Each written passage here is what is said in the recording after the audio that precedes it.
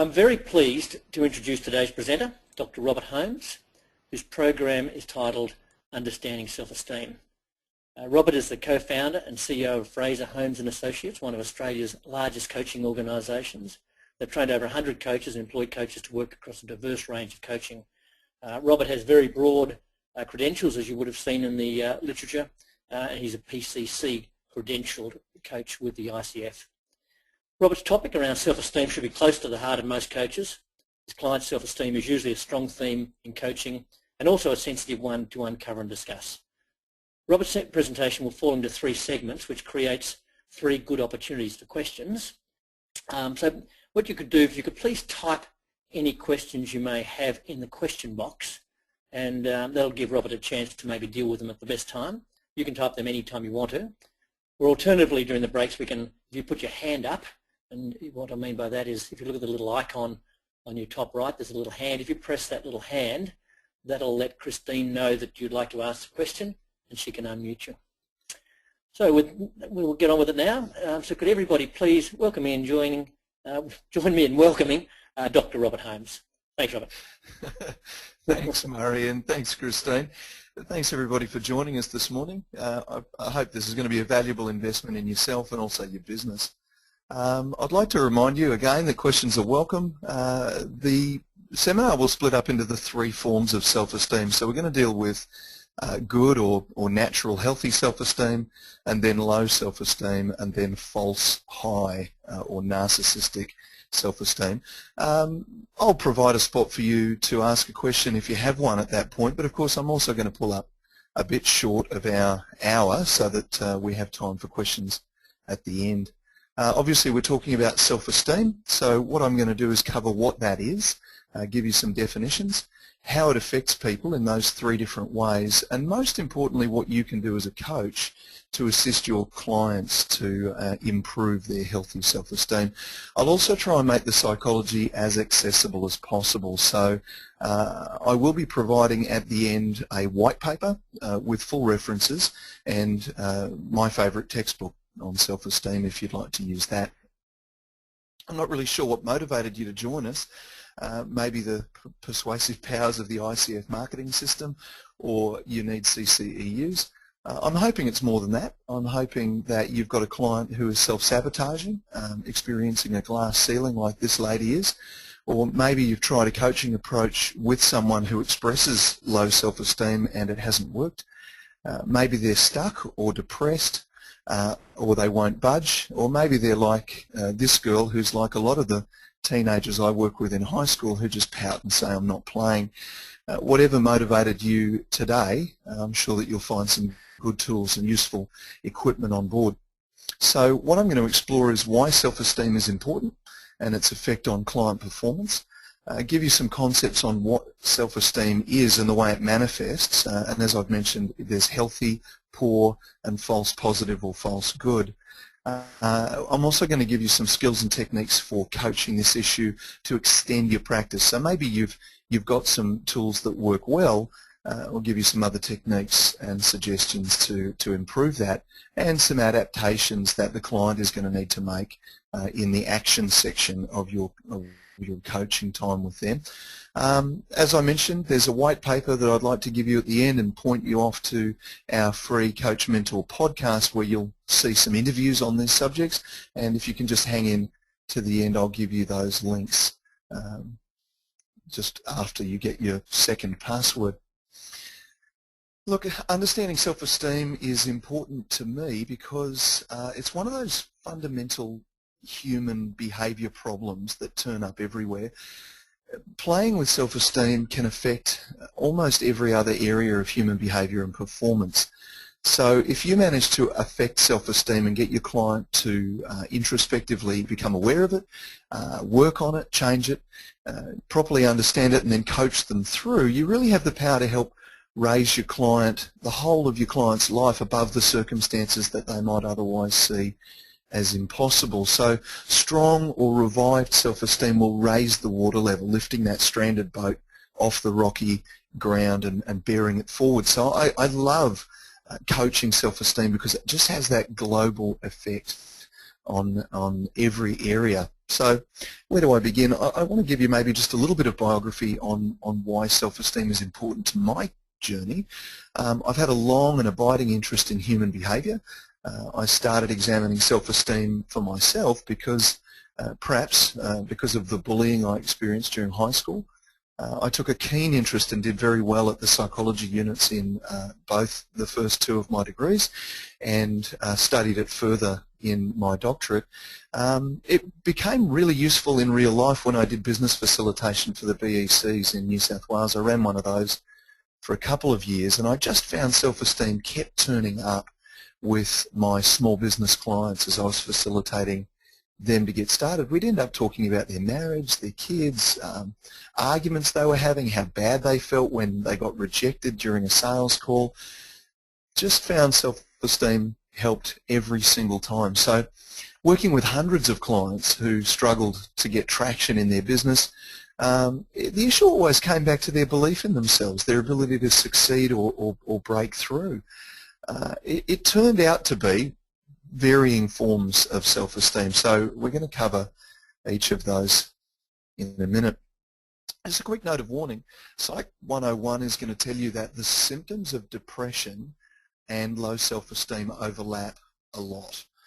So I'm going to try and give you some pointers along the way because the effect of depression and self-esteem are both quite different, and the coaching methods you're going to use are quite different, and I am not going to teach how to coach depression today, although we can, and perhaps we can do another session on that.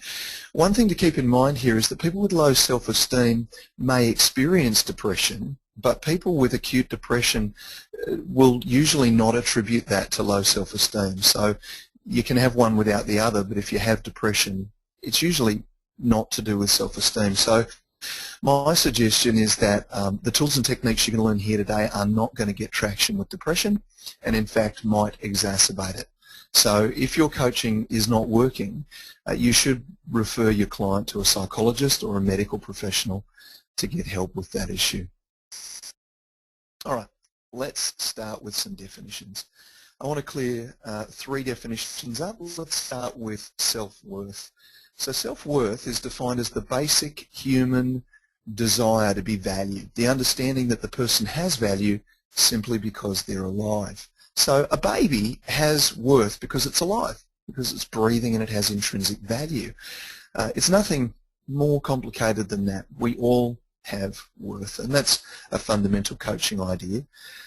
Self-respect is based on what you've achieved. So whether you're living according to your values or not, whether you're living to your standards or not, whether you're achieving your goals in life. So you feel okay about yourself if you are living according to your values, living to your standards and achieving your goals.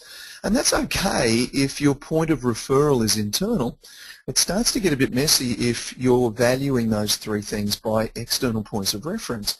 Does someone approve of me or disapprove of my achievements or failures? Am I experiencing rejection and guilt? So a person who's wrestling with this issue, self-respect, they begin to believe they're a good person if they do well and if people applaud their accomplishments or if they're accepted. And they begin to feel like a bad person if they do poorly, if they get rejected or they fail to accomplish their goals. So this is where we start leaning into the real issue of self-esteem. The problem as a coach is that most of that external evaluation is based on this kind of myth that your client can mind read. They know what other people think. They know what other people are feeling about them and the reasons that they're thinking that. And the truth of it is it's almost impossible to know what another person is thinking or what their acceptance of us is or what the reasons for their evaluation for us is. And this is because our own filtering and our storytelling and our stereotyping get in the way, and clients are always doing that. So we want to start digging into filtering and storytelling if we're going to be working on self-respect. The issue I want to get down to today is self-esteem. So I'm working with the definitions provided by Dr. Nathaniel Brandon. There are many definitions. If you Google this or look up on Wikipedia, there are a lot of working definitions of self-esteem. I've chosen Nathaniel Branden partly because he established this field, and partly because when I've used his models for the last 10 or 15 years, it brings sharp and effective remedy to the clients that I use with. So here's Nathaniel's definition. It comes in 4 parts. Self-esteem is a growing sense of who you are, how you feel about yourself, your value as a person, part A.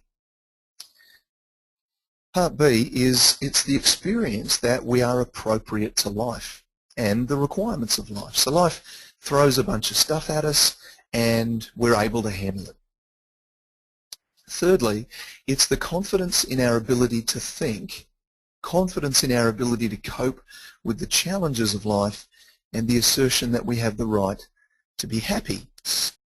So the assertion that we are allowed to be happy, and not even at someone else's expense or our own expense, but just that we have this inalienable right to be happy. So I'll go into that in a lot more detail. Obviously you may not have seen that definition before, and I'm going to break that right down now as we begin to look at self-esteem. But just to make it super easy for you, at the simplest level, self-esteem is about whether you're showing up to your reality or not. It's about whether you are facing up to what's in front of you in the form of problems, questions, issues, conflict, opportunities and challenges. So if you want to think about self-esteem when you've got a client sitting in front of you, the question is, are they facing their reality? So whenever they step up and they do what's appropriate, they're teaching themselves that they have what it takes to deal with whatever life throws at them. They begin to develop a sense that they have capacity to deal with life. So this builds a core self-esteem inside us that we are enough, that we can cope, and this leads to great self-esteem. The alternative, of course, is to avoid reality, and if people are avoiding their reality in any way, they're going to be eroding their self-esteem. So if they're running away, if they're fighting it, if they feel like they're being persecuted, maybe your client is procrastinating or exhibiting laziness, distraction, they're playing games, dishonesty, lying, running away, blame, argument, denial, excuse. That's a long list of problems.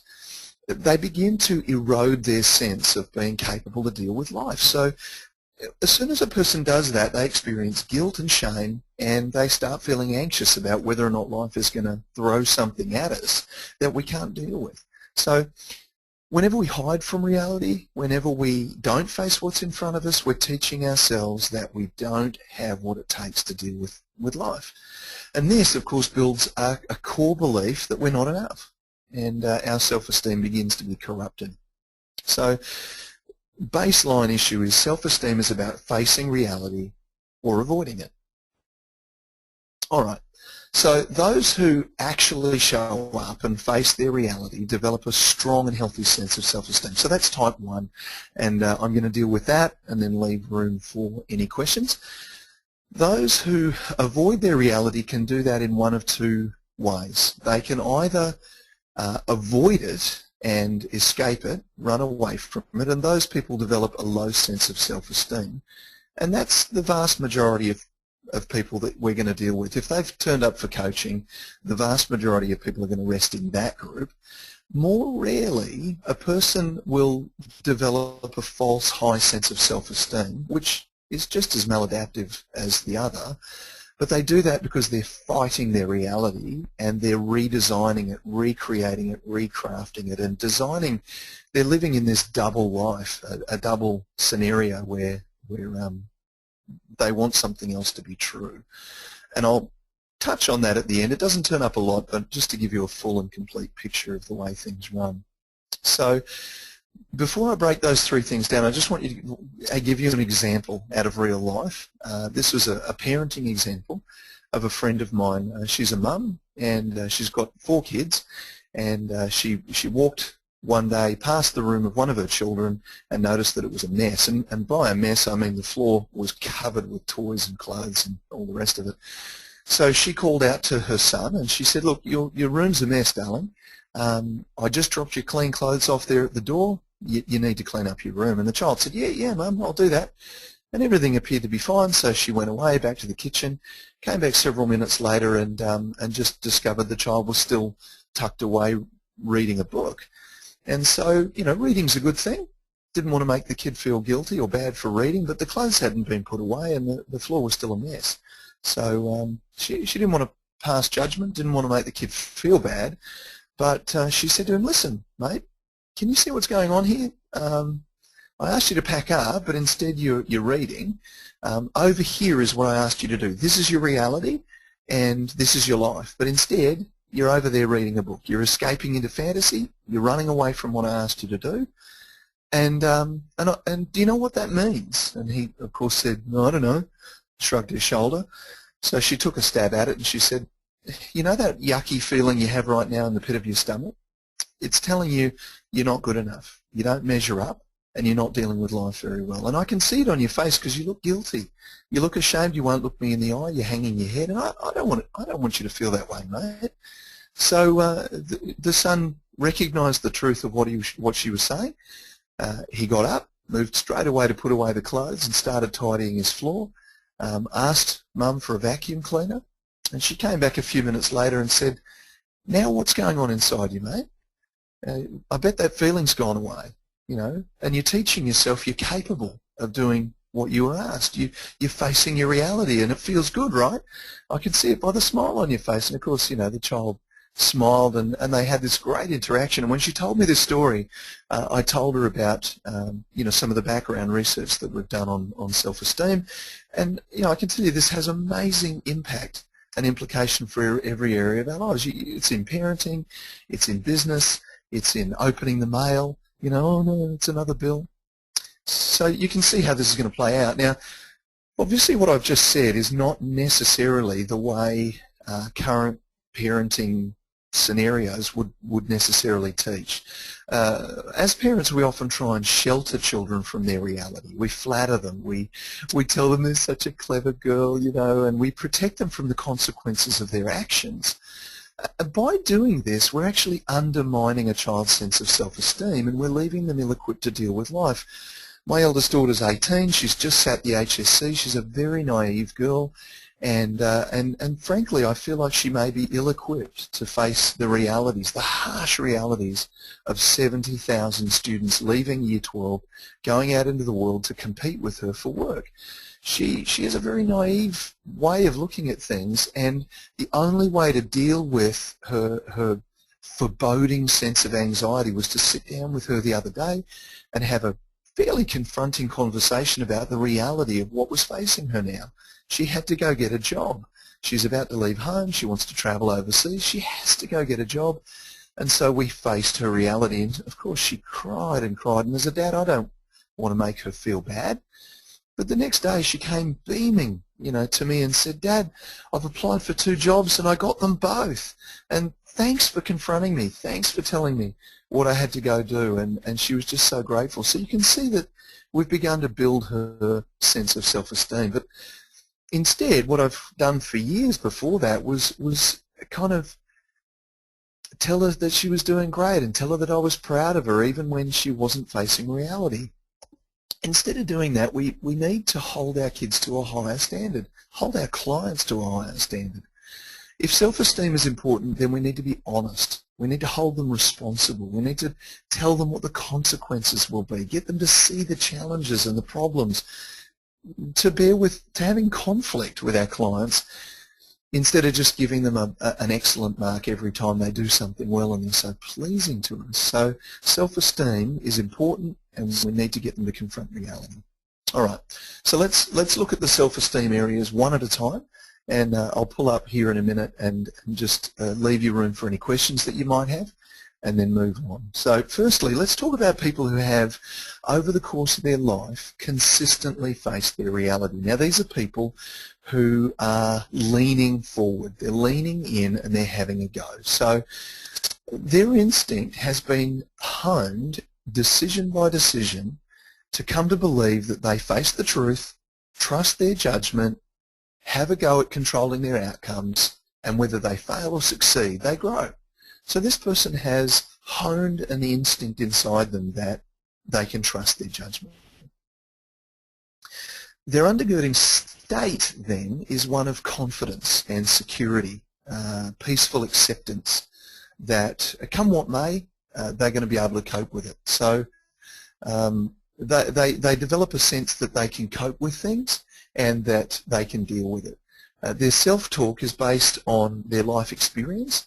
They feel like, I can do this, I can figure this out, it doesn't matter if I win, lose or draw, I'm going to have a go, this is going to work out for me. And so their self-talk is one of enthusiasm, one of self-encouragement.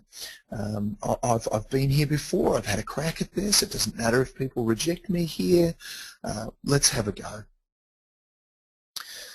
In terms of goal setting, somebody with good self-esteem tends to set realistic goals. They might be challenging and motivating, but they're not preposterous. The way that they set goals is not limited, it's not too small. They tend to go after things that they can do. And their life strategy is to face up to whatever comes. So they tend to be proactive about things, to believe that things are bright and possible. People with good self-esteem work hard, they learn, they are assertive, they ask great questions, and they gladly receive feedback. And that one statement right there about receiving feedback is pretty much the litmus test. So if you're sitting with a client and you're asking them a question and you notice a pattern and you interrupt them and you just say, do you mind if I make an observation? And they say, yeah, sure.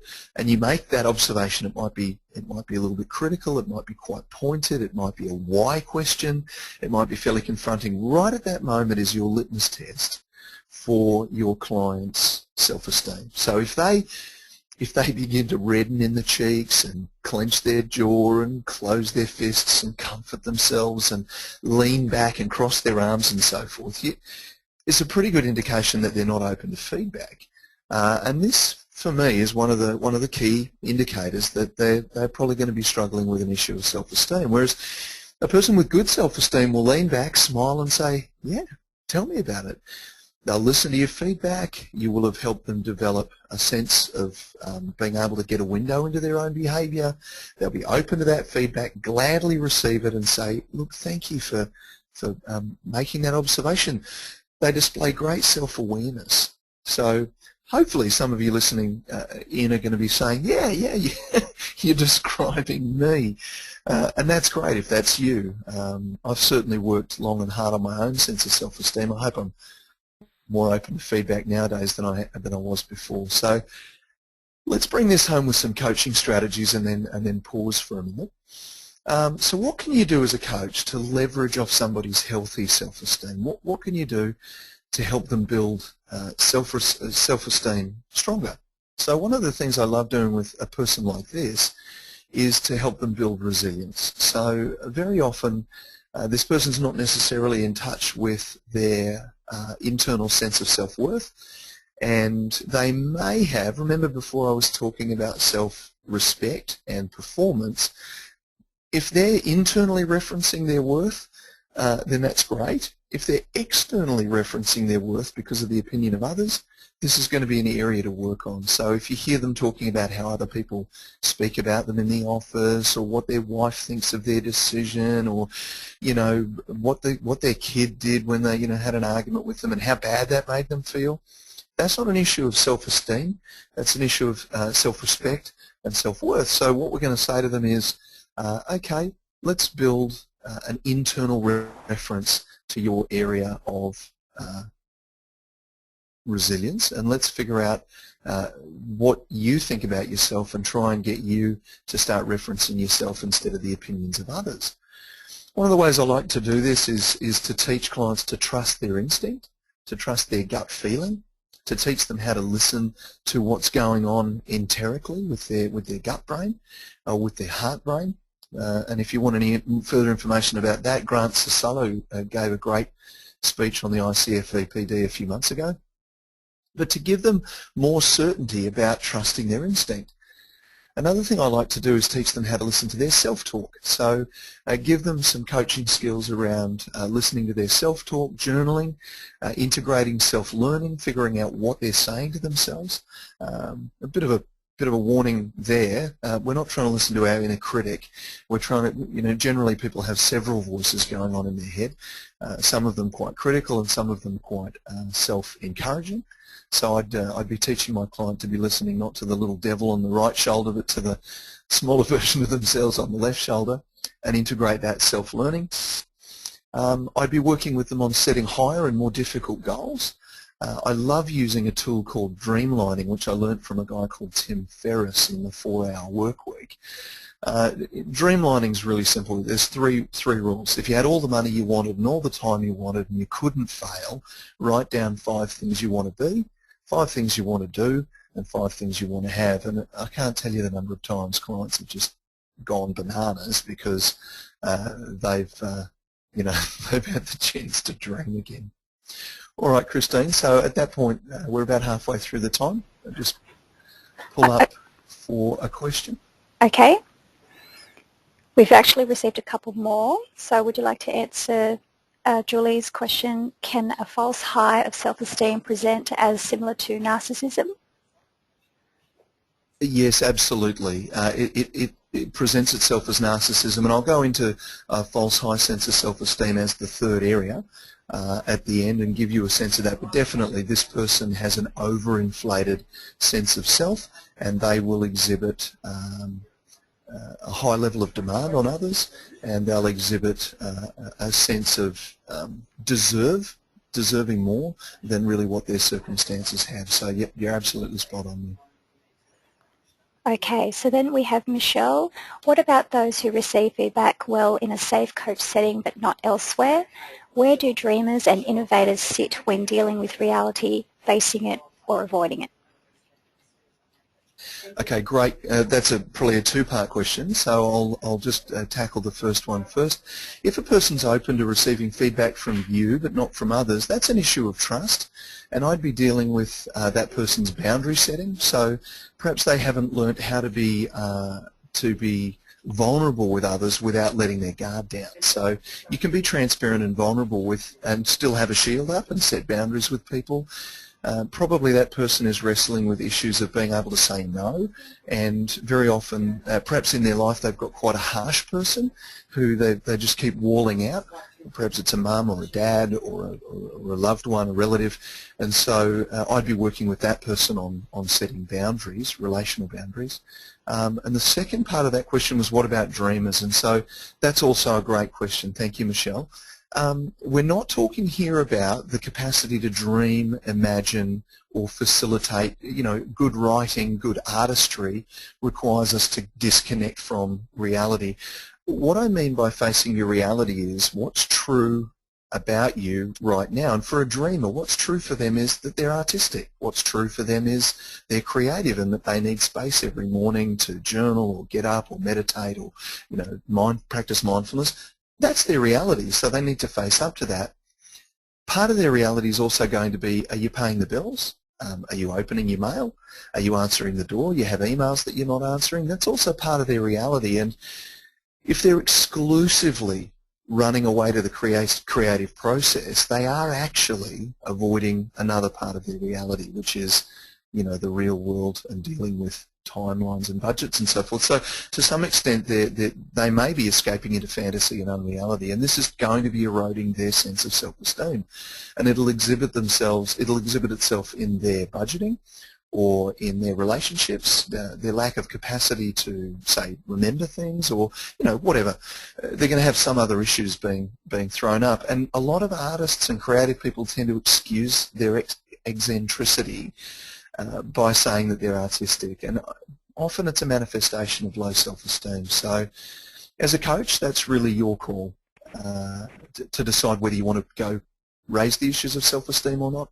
But again, a great litmus test is to see if they're open to feedback. Any other questions there? We have one from Annalise. When you say self-esteem, are you referring to it as a global thing, or can it be domain-specific? I.e., can we have successful coping mechanisms in certain areas of life but not in others? You know, self-esteem is rooted in the personality. So it is, if you are a follower of Freud, id, ego and superego, this self-esteem is rooted in the person's sense of self. Coping mechanisms are only created because the fundamental issue is maladaptive. If a person has low self-esteem, they are not dealing with life very well, and so they build various coping mechanisms, including not answering email, procrastinating, blaming others, guilt, shame, that whole list of other things that I was talking about before. Those are maladaptive behaviours. We want to raise our client to the point where they're happy to face whatever comes within good time, within an area. So if somebody's struggling with self-esteem, I don't think that they will be able to have a domain-specific area of good self-esteem. What they may have is an overachieving area. So they've built self-respect, which again, remember from the start, is a different thing. They will have built self-respect by high achievement in a certain area.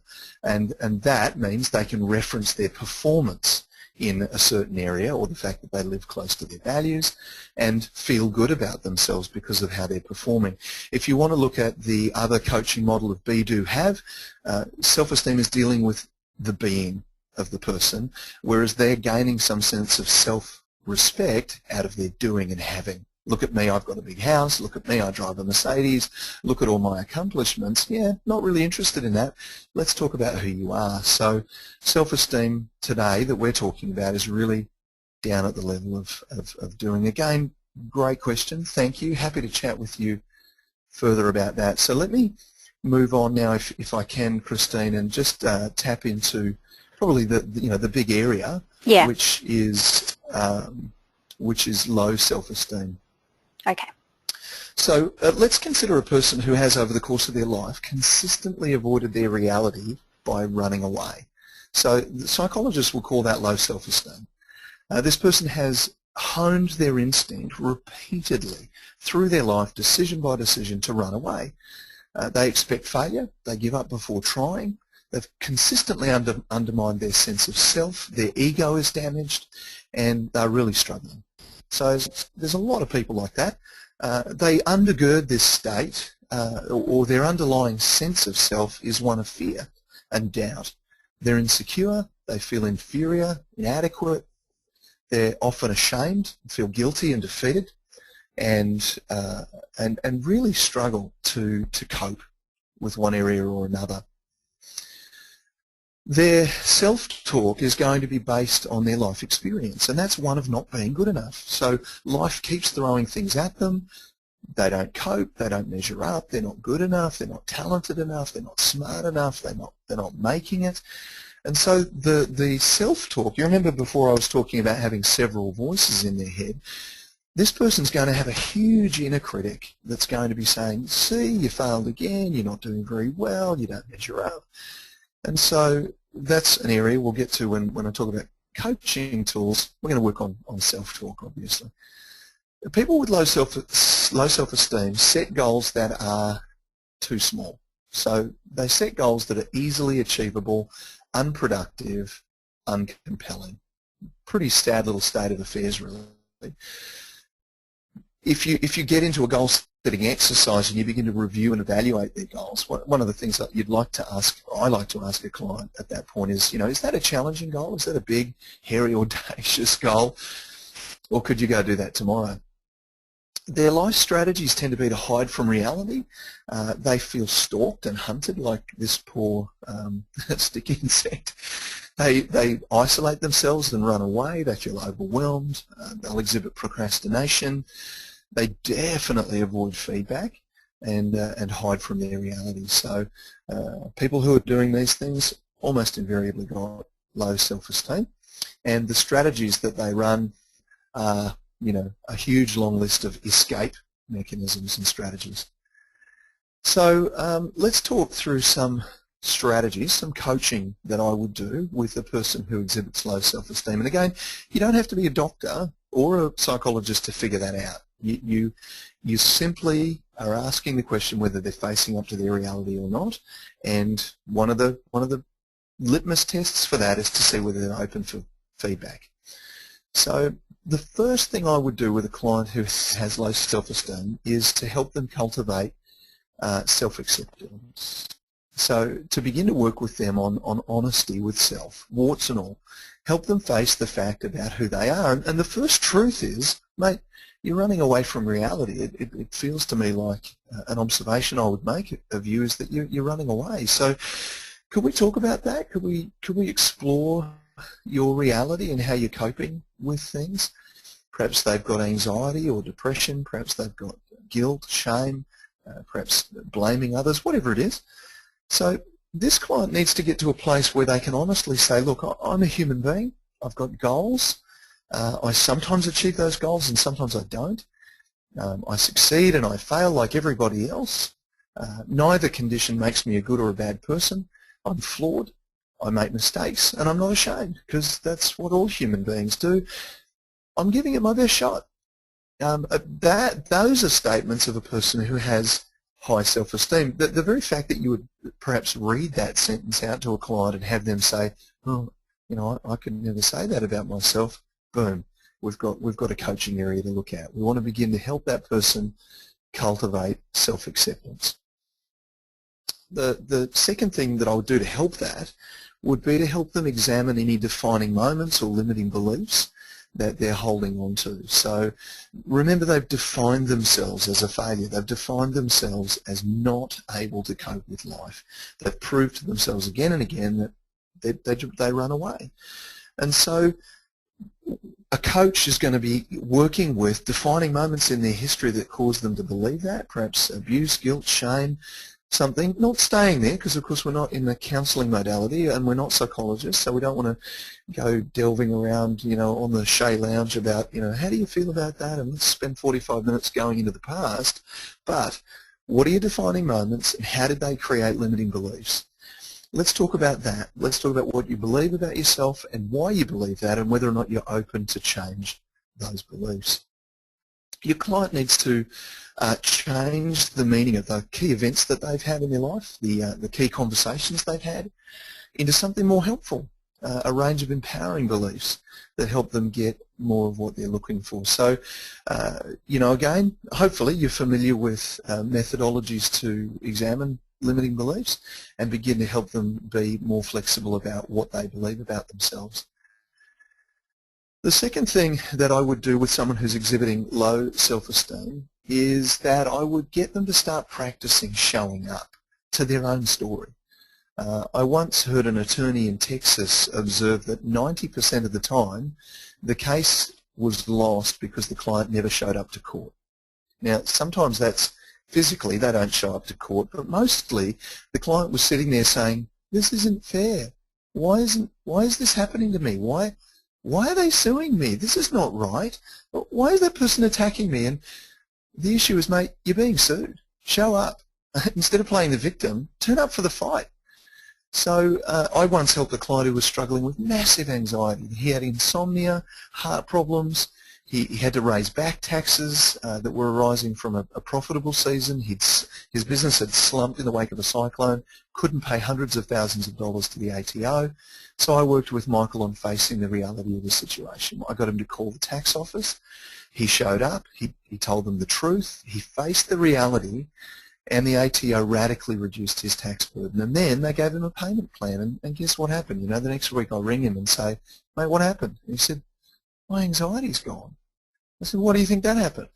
Well, I suppose it's because the ATO forgave my debt. And why did they do that? Well, because I faced it. I turned up to it. Right. And what you've just started doing is proving to yourself that you are capable of life, that you can cope with stuff that life throws at you. So help them to start showing up to their own story. Another tool I like using is the circle of control and circle of concern. Stephen Covey, 7 Habits of Highly Effective People. So get them to start focusing on the circle of control and move away from the things that they can try and influence and things they can try and that they're concerned about and worried about. Bring them back to something they can actually do something about. This will give them a sense that they're beginning to be proactive and they're beginning to control their life, and that'll give them a sense that they're capable for life. What else do? I work on strategies to help them face what's in front. So I get them to keep a diary of how they feel through the day. I get them to keep a diary of their self-talk. I get them to put up visual reminders of things that they should be saying to themselves. So if we're dealing with anorexia or nervosa, we're getting them to say, I am beautiful, my body shape is normal, I am a normal weight for a girl my age, you know, those sort of things. So positive affirmations in the mirror. I would also be getting them to write things down and put them on the dash of their car. I'd be getting them to think about, pray about, meditate on and be mindful about the actual truth of who they are, which is that sentence that I gave you before. I'm a normal human being. I'm capable for life. I have goals. Sometimes I succeed and sometimes I fail. I have ambitions and desires. I succeed, I fail, but that doesn't make me a good or a bad person. Things like that. So you'll find those written down in the worksheet that I gave you. So 17 minutes to go. Mindful of the time, I have one more small section before we pull up for questions at the end. Christine, any typed in questions there we need to deal with? I think let's get through the last section and we can save the last few minutes for questions. Okay, beautiful. Mm-hmm. All right, so make sure you write those questions down if you're keeping track there. Yeah. All right, so the last section is small, and the percentage of the population is also small. So let's consider a person who over the course of their life has consistently avoided their reality, but they've responded with denial. So they've responded by fighting that reality and engineering a different reality for themselves. So you ask a husband and a wife about their marriage, the husband says everything's fine, the wife says it's all terrible. Well, which is true. One of them has a completely different engineered sense of reality. This person has a false high. So their instinct has been honed by repeated decisions to fight reality, to protect themselves by being right. They expect the best for themselves even when they don't deserve it. They have high levels of deserve. They take from others all the time. They don't live in our reality. They live in their own reality. So their undergirding state is one of entitlement. They tend to be quite arrogant and proud, overconfident, superior, defensive, aggressive, and narcissistic was a great adjective that we heard before. Their self-talk, when you ask them what they're saying to themselves about themselves, is based on their life experience, and that's one of being better than everybody else. They have tall poppy syndrome. But remember, we usually use that phrase to talk about people who are above us. Think about it from the point of view of the tall poppy. You can't tell me what to do. You can't treat me like that. I deserve better than that. Go and get it for me. How dare you talk to me like that? These people are quite arrogant. They set completely unrealistic goals for themselves, unachievable, irresponsible, and to achieve them they have to damage everybody else. So these guys suck resources out of their world. They pressurize their world and really put a lot of damage around them. So, and it's never their fault. These people are thorny. Their life strategy is to fight reality. So they react. They are angry. They blame others, they obfuscate, they don't answer the question, they're in denial, they ignore feedback, they get aggressive and hostile when you give them feedback. How dare you accuse me of? All right, so that's their life strategy. Let's talk about, surely you know somebody like that. What do you do with a person who's like that? How do you coach them? Well, remember Tiger Woods fell from grace. He had an affair, actually had numerous affairs. He exhibited what psychologists call entitlement. So Tiger genuinely believed that the rules of marriage didn't apply to him, that he was better than everybody else, that he deserved a lot more sex than what he was getting. He had a beautiful supermodel wife, and that's not good enough. I need 5 or 6 girls. So this is called entitlement, and this is classic narcissistic self-absorbed behaviour. And you only need to watch the opening episodes of Australian Idol to see a bunch of people like that who think they're better than they really are. And they're genuinely surprised when the judges say that they're no good. They accuse the judges of not being able to see talent. And this is a terrible form of self-deception. So if you have a client like that, good luck to you. What can you do? Well, one of the things that we can do is move them away from a fixed mindset. So people like this have kyote no, which is a person who is stuck in their ways.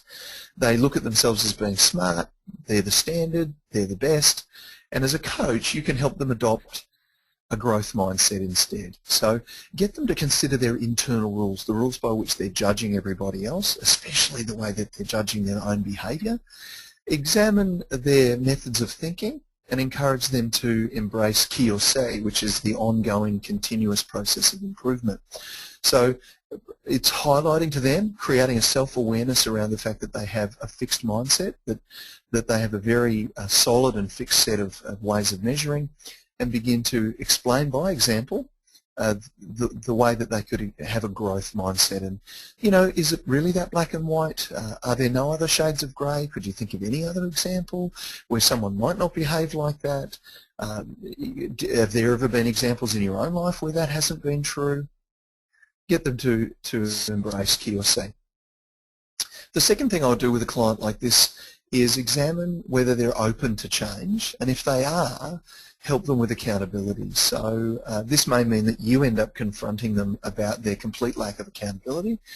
In Tiger's case, he was not open to accountability. His wife asked him questions, denial. His best friend asked him questions, denial. A media presenter asked him questions, denial. Well, in that case, your client is going to face exposure. They're going to face humiliation. Life is going to tear them down, and there's really not a lot you can do with that client except hold your breath and not, you know, stand back and be there for them when it all falls apart.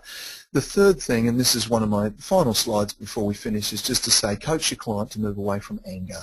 So they're generally using the fight response instead of the face it response. So cut the Gordian knot, help them figure out a way to deal with it without anger.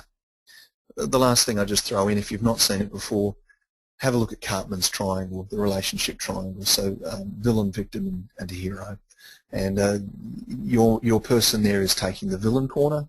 I'm right, the power corner, and I'd examine Cartman's triangle. So quick wrap up, 30 seconds. 3 definitions. Self-worth, you're valuable because you breathe. Self-respect, you're valuable because of your achievements. Self-esteem, you have worth because you're appropriate to life. You're dealing with life, you're facing up to reality. 3 kinds there. You've got healthy self-esteem who face reality, low self-esteem who flee reality, false high self-esteem because they're fighting reality. As a coach, we want to help the client discover things about themselves by helping them create awareness, use powerful questioning, direct communication, which means confrontation sometimes with people, and enable self-discovery. So we're helping them see the truth about themselves, that they have really a lion inside, great capacity. The last thing I want to say before we flick to questions is this. I work with a lot of companies, business owners, individual clients, and there's a huge difference between clients who embrace the process and clients who don't. So some fly and some fail. And the outcomes you're going to get are based largely on coachability. Is the client willing to confront this issue? If you want further resources, I've posted a 7-page white paper up at that address there. If you go to fraserholmes.com/resources/selfesteem.pdf. I've also hung it in the webinars subdirectory. And we run a free Coach Mentor podcast, and I do interviews with all sorts of psychologists, including, you know, self-esteem, cognition, attention. And next month I've interviewed Jeffrey Schwartz on neuroplasticity. So go and have a look at that on iTunes, and I'd be happy to speak with any of the listeners after this session. Just drop me a line at robert@fraserholmes.com. So happy to talk to you and happy to give you some mentoring if you have some specific issues, a particular client you want working through. By law, just need to show you that, present how I got my images and why they're legal. And so let's go for questions, Christine. Okay, so we have a question from Shirley. You stated most coaching clients will have low self-esteem. Can you elaborate? Sure. So statistically, in the population, 22% of people that are asked about their self-esteem say that they have good, strong, healthy self-esteem. About 8% of the population have narcissism, so the vast majority, that's 70% of the population, according to recent studies, have some form of dented self-esteem. And at the lowest end, that would just be double questioning their decisions, not having a good sense of backing their own decisions. At the worst end, a very, very eroded sense of self-worth and self-esteem. So it's obviously a spectrum, but 70% of people in the population struggle with eroded self-esteem. So that's what I meant by that.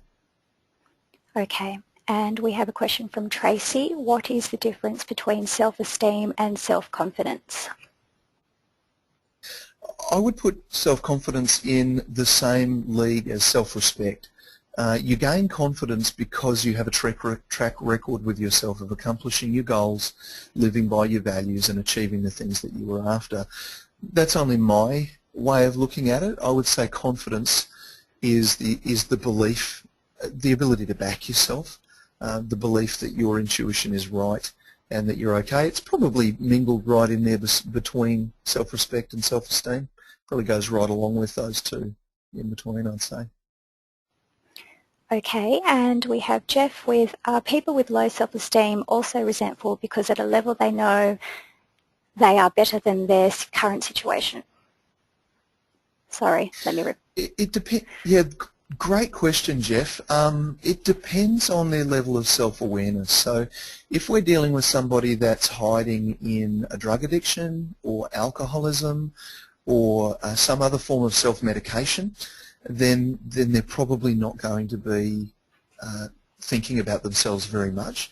If we're dealing with a person who is not necessarily doing that and just gets up every day with this nagging sense that it's not enough and that they're not enough and that they have some measure of self-awareness, I think you are going to find a form of self-hatred there. You're going to find that they are resentful because they're living below capacity. And you remember that first slide that I showed with somebody who exhibits a truncation of performance. So they have limiting beliefs, they're living under a glass ceiling, they are exhibiting some form of brokenness that's cutting off their ability, and I would say that person is constantly frustrated by their lack of achievement. So definitely they'll exhibit some form of resentment. And we just dig down and say, okay, let's talk about self-sabotage for a minute. Let's talk about having your goals and then cutting yourself off before you get what you know you deserve.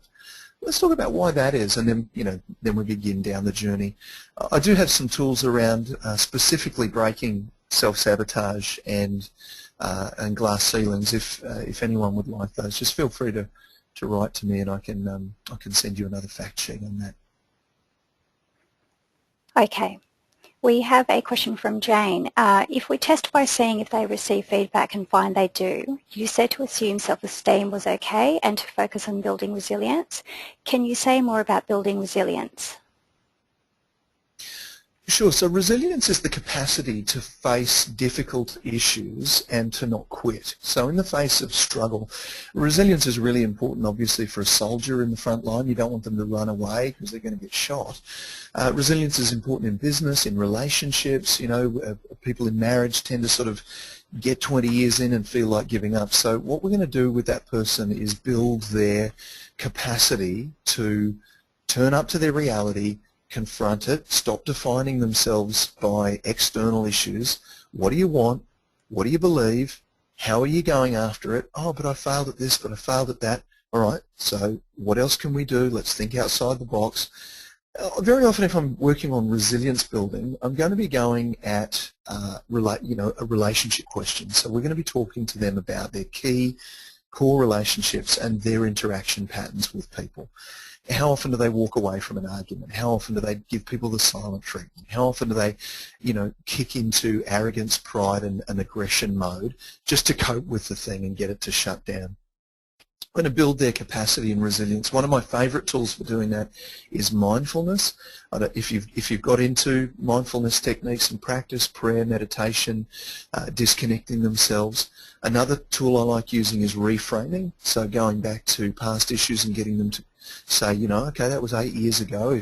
If you had any advice for your 8-year-ago self, what would it be? There's 3 or 4 different forms of reframing, but those are my 2 frontline tools that I would use for building resilience, especially for somebody who's open to feedback. Okay, and we have another question from Shirley. Can you comment on performance anxiety? Okay, a little bit more specific. Performance in what area? I'll find out for you. Rebecca has a question. What type of life events cause someone to develop high false self-esteem? All sorts. High false self-esteem is, again, remember, it's dealt with not facing reality by fighting it. So you've got a fight and flight response. It's in the amygdala and the brainstem. It's their emotional and limbic system response.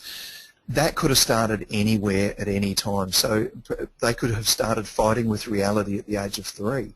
That they might have had angry and aggressive parenting and so learned that they needed to be angry and aggressive to deal with it. They might have grown up in a volatile home or the home of drug addiction. Almost anything can cause that, but it's a choice that they've made to not deal with reality by always fighting for what's right.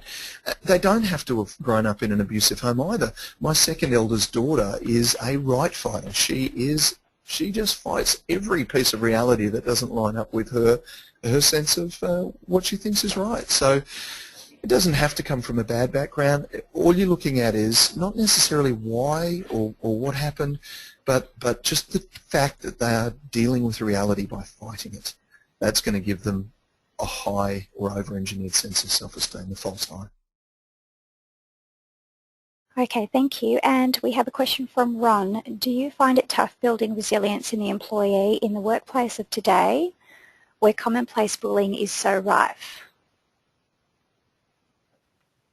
Yeah, look, that's a great question. Workplace bullying is rife. The other thing that is rife is false claims against good bosses who the system's being rorted by employees who are just having a go. So both forms of that turn up.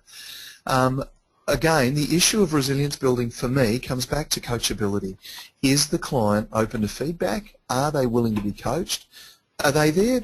Have they been performance managed? Is their boss asking them to come and get coaching because they're being performance managed? You know, they're in the departure lounge, and so you've come in at the 11th hour. So I would be running a coachability questionnaire with people like that and just saying, okay, how open to coaching are you? And circle of control, circle of concern, how much of your work environment can you actually influence, and to what extent are you actually a victim here? So let's look at control and concern and see whether they're open to working on what they can do. Okay. Robert, thank you. Yep. we might just stop. It's 12 o'clock. Robert said that he's happy to stay on and answer some questions afterwards, but for the interest of those people that may need to go, I would like to do the right thing and give them their second password. So if you want to stick around, we can stay online for another 10 minutes or so after. So Robert, if I can just wrap up the session before we turn off the recording and go to the password. So I'd just like to thank you very much for a very stimulating and insightful presentation. You put some really good perspectives around the topic.